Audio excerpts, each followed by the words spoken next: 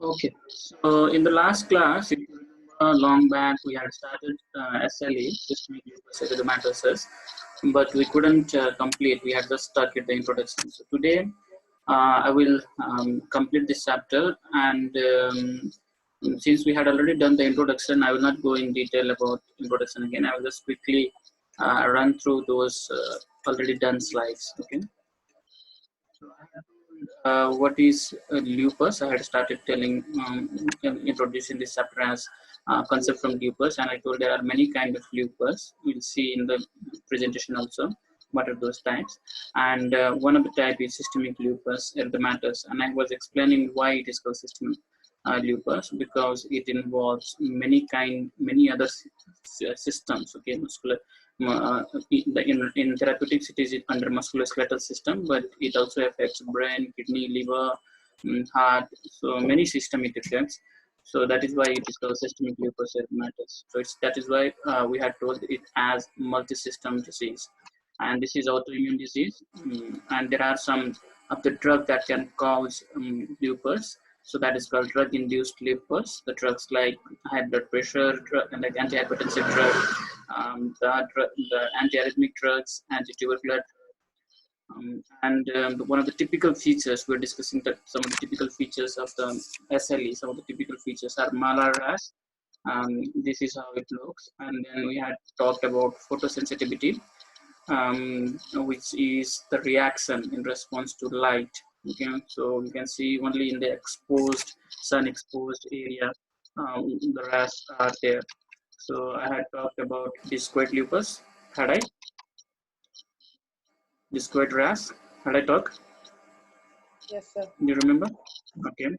Then I had told about subacute cutaneous lupus, and the lupus can be even in the scalp. The lesion can be in the scalp also. This is subacute acute cutaneous malar rash, and you can see involvement of nasolabial fold. So this is the nasolabial fold. So this nasolabial fold will not be exactly involved in the SLE. Okay, but it can be involved in case of some of the other kind of lupus. So this is levido reticularis, one of the typical manifestation of SLE. These are because of inflammation of the small veins. Okay, venules, it gets blocked, and that causes this kind of presentation. We have another kind of this you can call as vasculopathy. Vasculopathy means the disorder related to blood vessels. We have many kind of vasculopathy in SLE. So one of them is levido reticularis. Some of the other SLE vasculopathy are small vessels vasculitis, Raynaud's phenomena. Have you heard of this, Raynaud's phenomena? Anyone? Raynaud's phenomena. Anyone? Not heard? Okay. Raynaud's phenomena is again a type of blood vessel spasm. Okay, when some of the patients are very much sensitive to the cold, when they go in the cold, the blood vessels, the peripheral, generally the peripheral blood vessels constrict, and because of that they have this phenomena presenting with the pinkish, and the bluish color. That is because of lack of oxygen in the blood, in the limbs. There can be many trigger factors for this Raynaud's phenomenon. Some of them could be drugs as well. And the next vasculopathy associated with SLE is antiphospholipid antibody syndrome. So it's also called as APLS. This is again autoimmune condition where the patient have antibody against this antiphospholipid. Because of this, many complication starts, not only the SLE. So if this antiphospholipid antibody syndrome can make patient to get thrombosis, okay, make patient more prothrombotic. Patient can have a stroke. Patient can have many kind of disease related to thrombosis like CVT, DVT, all those kind of syndrome. So this is the how the oral lesion of SLE looks. There will be erythema on the soft papules, basically and petechiae. I hope you remember. I think last class I had given you assignment to look at the difference between papules, vesicles, macules. Am I right? Had you seen what is the difference between this papule, macule, vesicles? Had you seen? Anybody? Are you hearing me? Are you all able to hear me? Hello? Yes, sir. Please respond, no? Then why you people have kept quiet? Was I audible till now? Everything? Hello? Hello? Hello? Was I audible till now? Everything? Yes, sir. Then please respond. No, if my voice breaks in between, if you are not able to hear me, please tell me, interrupt me there only. Okay? Any problem with my audio? Is it clear to everyone?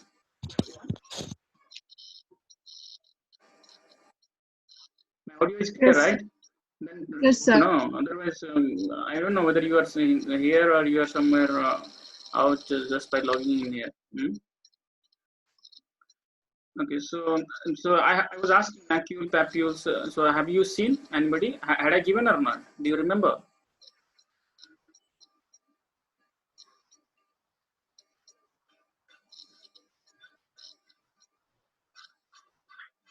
Had I asked you to look at the difference or not?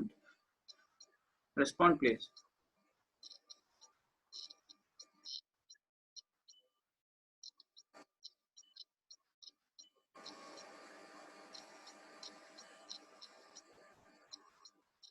Can't you hear me?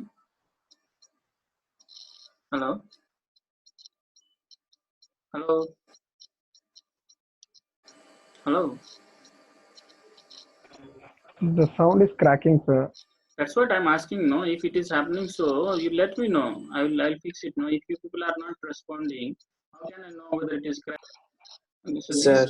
these are the oral ulcers related to SLE. See how it looks. This can be in any mucosa, maybe oral or nasopharyngeal. So these are usually painless, and this is one of the part of physical examination by physician. Actually, arthropathy. So as I told you, these have very wide presentation. It can be presented in terms of musculoskeletal symptoms or cerebral symptoms or renal symptoms, even cardiac symptoms. So here we are seeing in terms of musculoskeletal. Okay, so here this is called arthropathy because these are you are seeing here. These are arthritis, and which is looking like swan neck, isn't it? Didn't it look like swan neck? Swan. Yes. Yes, sir. Okay, so this shows it is a ulnar deviation. Okay, there can be ulnar deviation. I hope you know TB ulnar, all the things. And then this is called medically MCP subluxation. What is MCP? Anyone? What is MCP? Can you hear me? Yes, sir. MCP is metacarpophalangeal. Okay, you know what is metacarpus and what is phalanges in the fingers, in the finger bone. Okay, so around 90% of the patient will have synovitis as musculoskeletal symptoms, and they are often the earliest sign. In the beginning, they will present with this synovitis only, and osteoporosis usually this patient will have osteoporosis maybe because of steroids. When we start the therapy of SLE, we will see steroid as one of the main treatment for SLE. So and these steroids have side effects of bone weakening. So this osteoporosis can be because of part of disease, a part of SLE, or because of part of therapy, which is usually because of steroids. Patient can have also osteonecrosis as a musculoskeletal symptoms, and these necrosis are generally avascular in nature, which means that they have less blood supply to the tissue. That is why the necrosis has happened, and this can occur with or and without history of steroid therapy. Like osteoporosis, osteonecrosis can happen even without the history of steroid therapy. So these are, as I was telling, what are the organ that can be affected with SLE. So you can see nervous, ophthalmic, dermatologic, hematologic, even cardiopulmonary, renal, gastrointestinal, musculoskeletal. Okay, because of these many organ involvement or system involvement in the SLE, it is very often called as multi-system disease, or this is why it is called as systemic lupus. Some of the common signs and symptoms: patient will have skin rash, they will have pain and swelling in the joints, they will have muscle aches, fatigue, weight loss, hair loss also, and loss of appetite, which is called anorexia. This is what we already saw, the lesion, how the lesion will be, and these are the explanation now. In the coming some slides, we'll see the explanation of some of the presentations that we already saw in the last previous slides. So here, the lesion over the bridge of the nose and cheeks, and sometimes on the skull. That picture we already seen, if you remember. These are generally dry lesion, and scales, scaly in nature, that fall off the body, that scales fall off the body, and therefore the scars remain over the body. So this is called DLE. Okay. Then what is Raynaud's syndrome? I was explaining a condition in which a sudden severe reduction in blood flow causes fingers to turn waxy, white, blue, and painfully cold. That's Raynaud's syndromes. And these are the most common symptoms of SLE. Low grade fever, photosensitivity. This is what we already talked. Okay, everything we already talked. In heart, it would be a pericardium inflammation in fingers and toes, and then in the mouth ulcers, we saw muscle aches, anorexia, all the things we discussed already. So now let's look at the etiology and pathophysiology of SLE. Exact pathophysiology is unknown, but you know that these we all know that these are autoimmune disease, and it affects the connective tissues. Okay, that is why SLE is very much parallelly studied with multiple connective tissue disorder, also called as MCTD. Okay, multiple connective tissue disorder, and these are immunological mechanism. There is some of the genetic predisposition. Some of the genes that are responsible to make patient more vulnerable to get SLE, and even some of the environmental stimuli. Immune complex deposit in the blood vessels, and they affect the collagen fiber and other organs. Okay, these immune complex, and necrosis of the glomerulus capillaries. Okay, I was talking. This can be also present as kidney symptoms. Okay, so there is glomerulonephritis because of SLE, and this happened because of necrosis of glomerular capillaries. There can be inflammation of the cerebral and ocular means eye, the blood vessels of the eye, and the necrosis of the lymph node as well. There can be a vasculitis of GI tract and pleura, which is a membrane around the lungs, and degeneration of the basal layer of the skin. This is more common in female. I think we had discussed at the beginning of musculoskeletal chapters what are the diseases which are more common in female and which are more common in male. So this is more common in female, and that too is between 13 to 40 years, because these are immune mediated disease. So in this age group, the immune system is quite responsive. That's why the age group is 13 to 40 years. So now we'll see the classification of SLE. Okay, what are the criteria for classification of SLE? There are 11 criteria. Okay, and we'll see out of these 11 criteria if the patient have at least 4. Okay, The patient must have at least 4 of 11 for classifying into SLE. Okay, so these are like 96% sensitivity.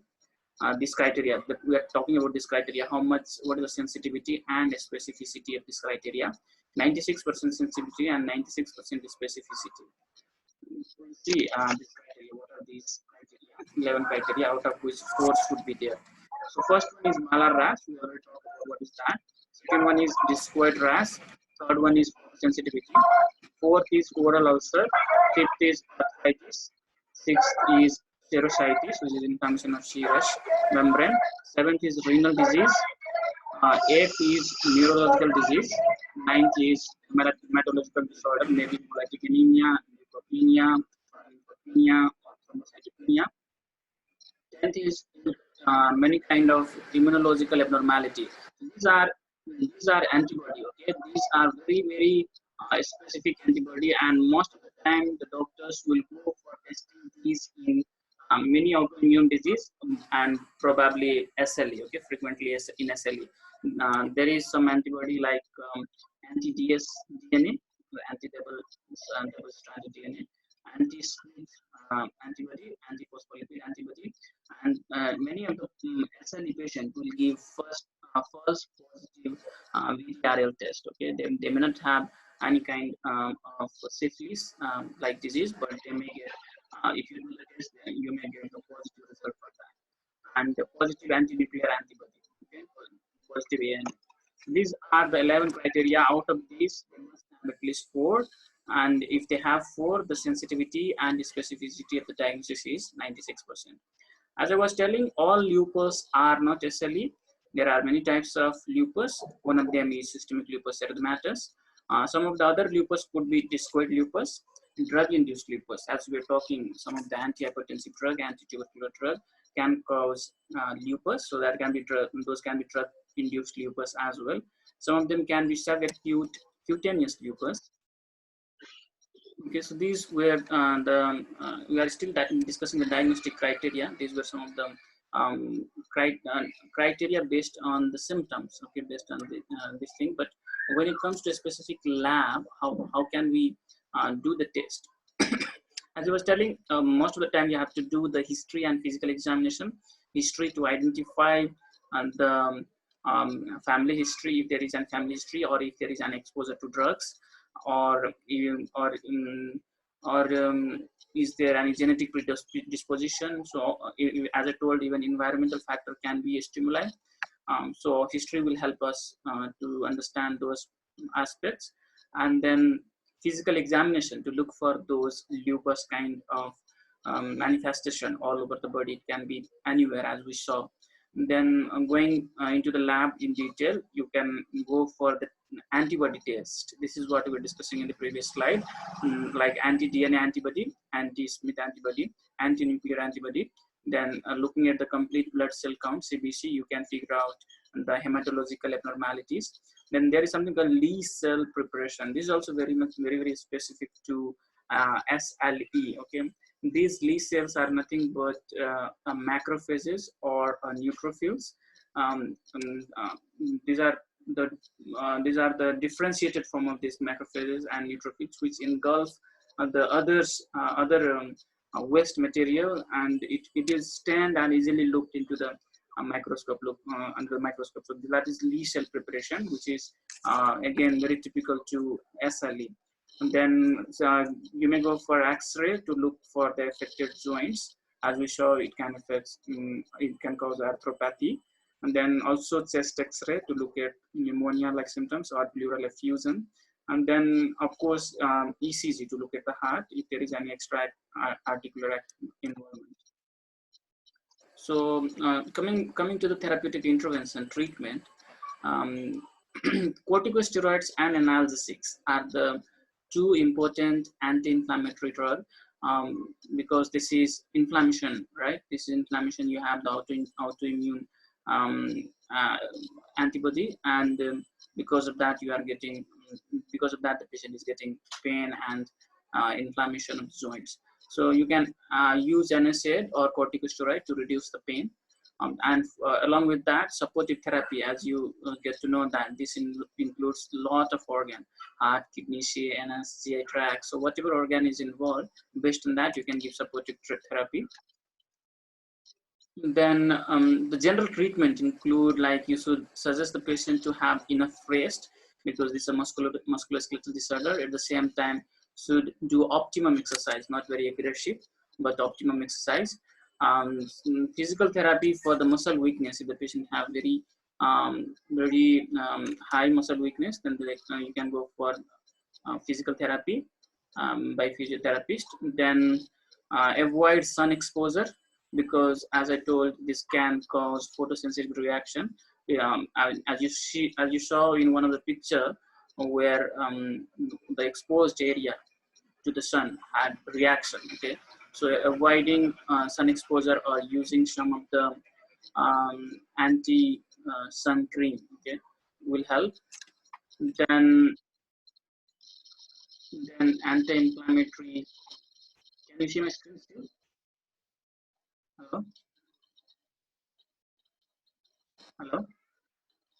Yes, sir. Can you all see my screen? I think the Yes. time is being now.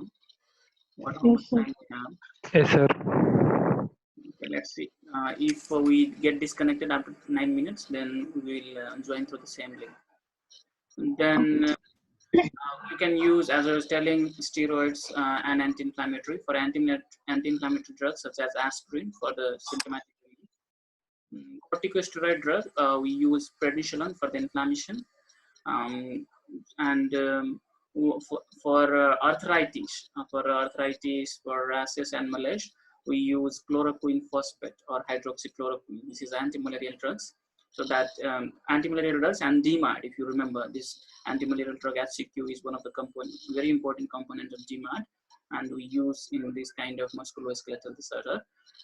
So we can also go for immunosuppressive, because as I told, this is autoimmune disease. We can give immunosuppression and some of the cytotoxic drugs such as cyclophosphamide, azathioprine. So these drugs can suppress the immune system and prevent those inflammation and the auto antibody. And for now, let's see, according to the cases, if it is mild, if it is intermediate, or if it is severe, how should we go? If it is mild cases means mild skin or joint involvement, we can simply start NSAID and some of the local treatment along with hydroxychloroquine, okay, for mild case. If it is intermediate severity, when I tell intermediate severity, that means if the serositis is there, if cytopenia is there, along with skin or joint involvement, then that's intermediate severity, and we should go for steroids, azathioprine, and methotrexate. Okay, if it is of intermediate severity, which is defined by involvement of serous membrane and blood cell abnormality.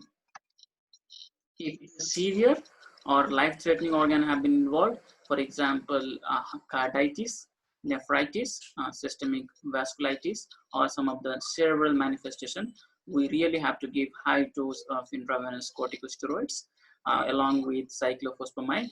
And in some cases, we should go for plasmapheresis. If you can recall what is plasmapheresis, it was the process to remove the antibody. Like we have dialysis where we remove the waste material. Similarly, with the help of plasmapheresis, you remove the antibody. So this is called IVIG, okay, intravenous immunoglobulin therapy, IVIG, or sometime instead of cyclophosphamide, you give this IVIG, okay. If you as I told, high dose of steroids plus cyclophosphamide, and in some cases, instead of cyclophosphamide, we go for plasmapheresis or IVIG therapy. Okay, and instead of cyclophosphamide, you can also use mycophenolate mofetil. In some case of nephritis, if it is membranous nephritis, then membranous nephritis, myositis, thrombocytopenia, we go for cyclosporine. We go with the cyclosporine. This is the general treatment algorithm for SLE. So first,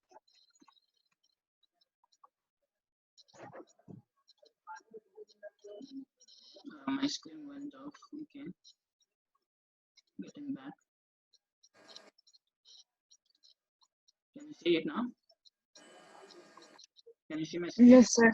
Yes, sir. Once you have the diagnosis of SLE, how will you treat it? Okay, this is the general treatment algorithm that even if you will find in your textbook. First is education and psychological support, because it's a multi-system disorder. Many patients will not have any idea like what disease they are suffering from, because in general public they will have perception. Okay, if it is whether it, they will not be able to make clearly whether it is heart disease, lung disease, kidney disease, or brain disease, or musculoskeletal disease. So education and psychological support is important. And then balanced diet, as I told, even environmental factor will have impact, can impact the occurrence of SLE. Balanced routine, rest and exercise, as it is musculoskeletal disorder, and avoid smoking. Okay. After this, the first test that they will do is antiphospholipid antibodies. If it is positive, if there is presence of antiphospholipid antibodies, then they will start with low dose aspirin. Okay, and after starting low dose aspirin, they will see whether there is symptomatic SLE, or like whether the patient is getting symptomatic relief or not. Okay, if patient is not getting symptomatic relief, then they will reinforce. We can reinforce again this. If the patient is getting symptomatic relief, then we have to figure out whether it is mild to moderate disease or a severe life-threatening condition. So what is that? If it is mild to moderate disease, that means non-organ threatening, then you can go for you have to check for photosynthetic reaction, and you can go for NSAID, anti-malarial low-dose corticosteroids. Okay, and if the patient is not having photosensitivity, that's fine, completely okay to start these drugs. But if the patient is having photosensitivity, add sunscreens, cream, and management of UV light exposure. Okay, so this is if the patient is having symptomatic SLE and you figure out it to be mild to moderate disease. But if after finding symptomatic SLE, and if the disease is life-threatening or organ are involved, then you have to start with high-dose corticosteroids and cytotoxic drug that we discussed. Okay, and then see whether the disease is controlled or remission has happened. If it is if remission has happened, if it is controlled, consider continue the treatment, CST. If it is not, then you have to go for the alternative drug from whatever list, from the list that we have discussed. So some of the specific treatment, if the patient, you got the antiphospholipid antibody, that means that the patient is having antiphospholipid syndrome, then we start treating with warfarin, okay, which is an anticoagulant. But keep in the mind, you cannot give it to the pregnant woman who is because the drug is teratogenic. You can, instead of that, you can go with the heparin and aspirin in the pregnancy. Okay, these are not as toxic as warfarin. So that is what it must be. In the previous decade, many times, most of the time, when the patient was having SLE, they don't used to treat with this drug, thinking that these are contraindicated, as it can harm to the fetal. But now we have much safer drugs like heparin, aspirin, which can be used in pregnant patient also. There can be some of the complications related to renal failure, so that has to be addressed in the pregnancy as well. So I think my slide is it has gone left side. Let me bring it to the center. Surgery, this is not used to treat the mild or moderate symptoms of lupus. It is only considered for people who have permanent life-threatening kidney damage, who have to go kidney transplant or dialysis, maybe done instead of continuing long-term treatment with high dose of medicine that have serious side effects.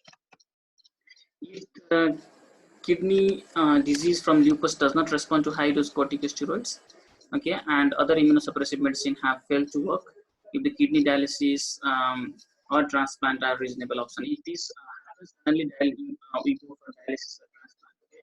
If they are not responding to even high-dose corticosteroids, even immunosuppressive medicine like cyclophosphamide, azathioprine, then we recommend for them to go for dialysis or transplant.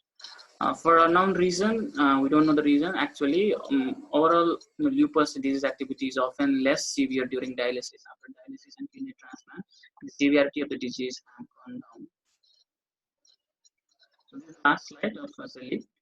I think we can complete in time. Some of the nursing intervention: minimize fatigue and maintain weight at optimal range. These patients who recognize fever or any sign or symptoms of infection. Help patient in adjusting their physical and lifestyle changes, and recognize the sign and symptoms of depression, and initiate a plan of care. So with this, we complete the treatment of SLE, but I do recommend you to go through the DICRO ones for the detailed treatment plan. There I have talked everything in very brief. Okay.